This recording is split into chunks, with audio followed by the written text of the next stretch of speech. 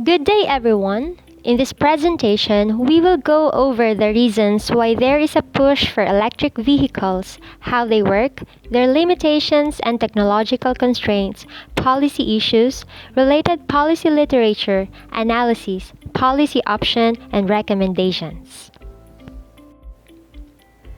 Why is there a push for electric vehicles? The problem with regular cars is that they emit CO2. Carbon dioxide is a greenhouse gas that has been linked to rising temperatures. Electric cars have zero emissions, thus resolving this issue. Currently, cars and trucks add up to 25% of the world's carbon dioxide emissions.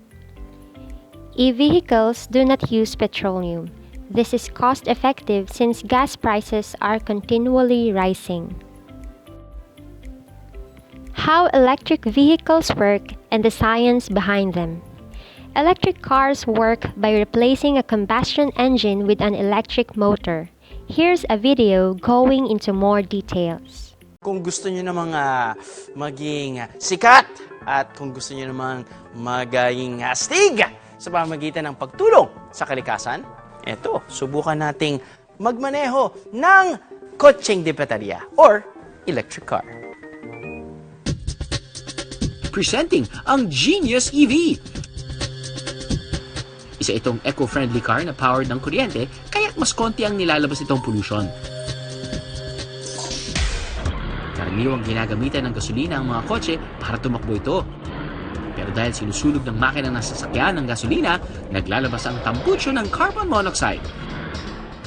Sa dami ng mga sasakyan sa mundo, dumarami rin ang carbon monoxide sa hangin na masama para kay Mother Earth, pati na sa kalusugan natin. Buti na lang, ang sasakyang na imbento ni Adonis Lagangan, i-charge lang, aandar na. Aba parang cellphone, di ba?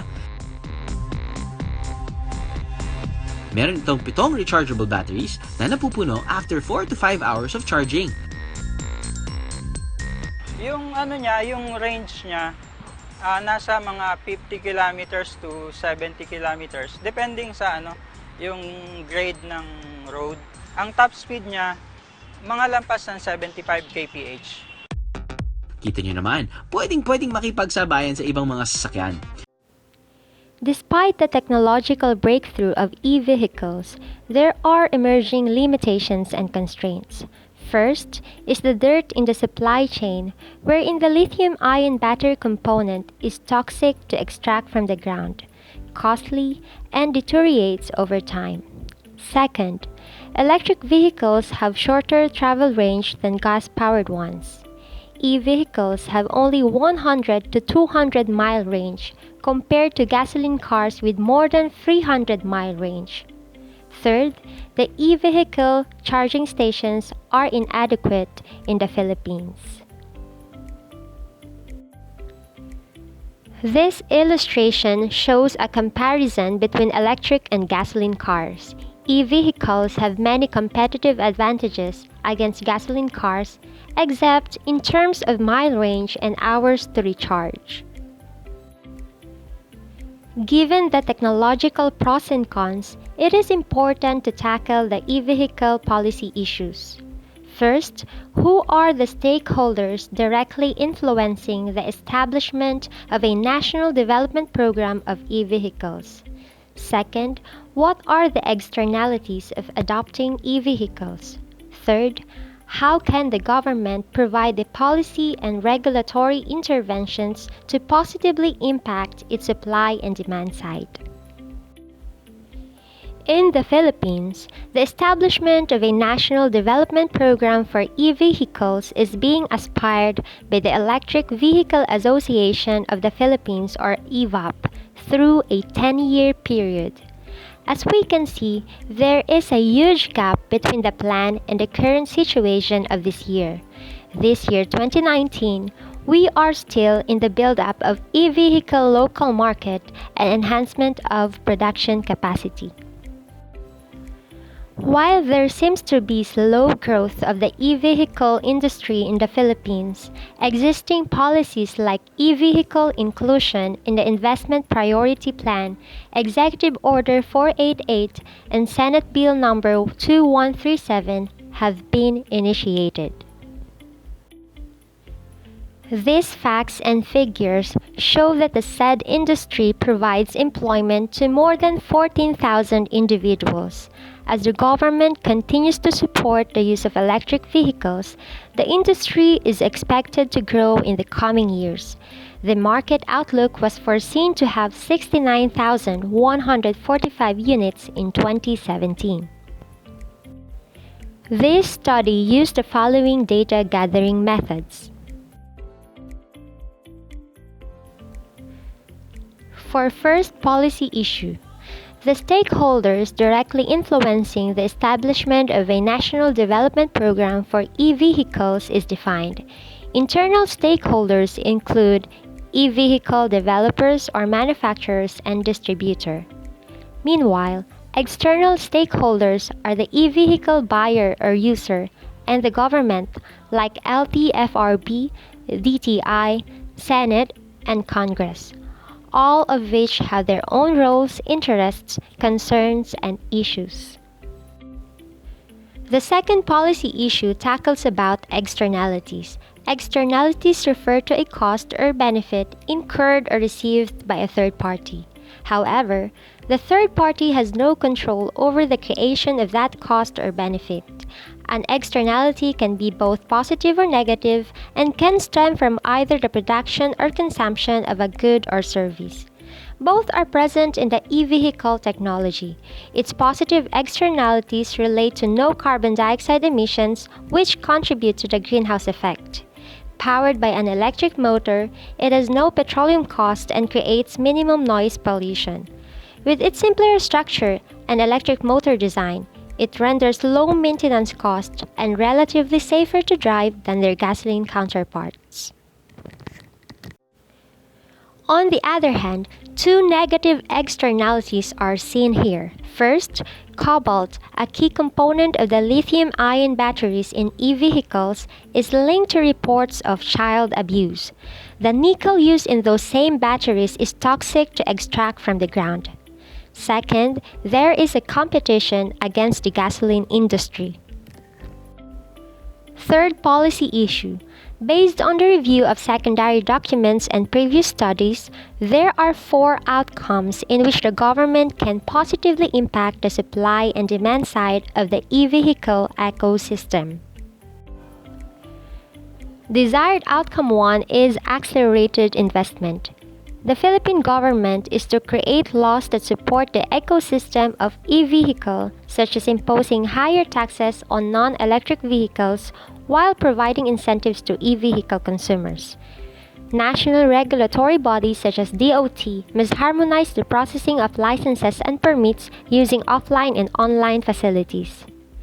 Several existing policies can also be reinforced, such as the Investment Priority Plan 2014 to 2016 that refers to the establishment of charging station as a preferred activity.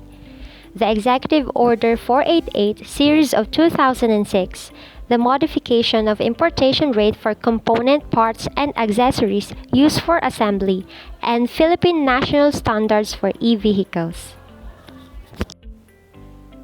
Desired outcome 2 is to have a mobilized and engaged public and private sectors. The government should provide a sustainable environment within the locality. LG used to provide loans for private investors, provide guidelines for e-vehicle shared charging facilities with government subsidies until the industry booms to be self-reliant. To facilitate further R&D, collaboration among public and private sectors may be reinforced in terms of common service facilities and pool of experts in the academe. Gas sellers may expand their companies to also provide charging stations for e-vehicles in addition to their existing facilities. If outcome 2 is realized, these technological constraints can be addressed. Desired outcome 3 is monitored ecosystem development. The government, particularly the Department of Transportation, should reinforce the establishment of a national development program for e-vehicles that is anchored on the existing motor vehicle development program for the automotive industry. Outcome 4 is increased outreach. The government should conduct capacity building and outreach provision of education, putting up e-vehicle related businesses and training institutes, to invest resources and budget to trainers in TESDA and private training institutes in upskilling Philippine workforce. Introduce incentives to e-vehicle sellers and users. Provide incentives to e-vehicle related business ventures, tax discounts, and other subsidies to promote usage. Based on a global projection, by 2022, electric vehicles will cost the same as their internal combustion counterparts. Thus, this policy analysis is worth studying. In fact, it supports 4 Sustainable Development Goals. E-vehicles contribute to SDG number 7, Affordable and Clean Energy, SDG number 9, Industry, Innovation and Infrastructure, number 11, Sustainable Cities and Communities, and SDG number 13, Climate Action.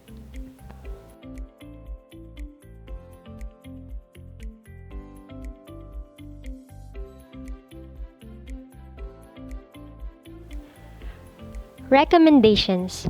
First, encourage combined efforts of government and private sectors toward research and development, addressing e-vehicle technological constraints. Second, reinforce the Electric Vehicle Association of the Philippines' establishment of a national development program for e-vehicles in cooperation with DOT, DTI, and automotive industry.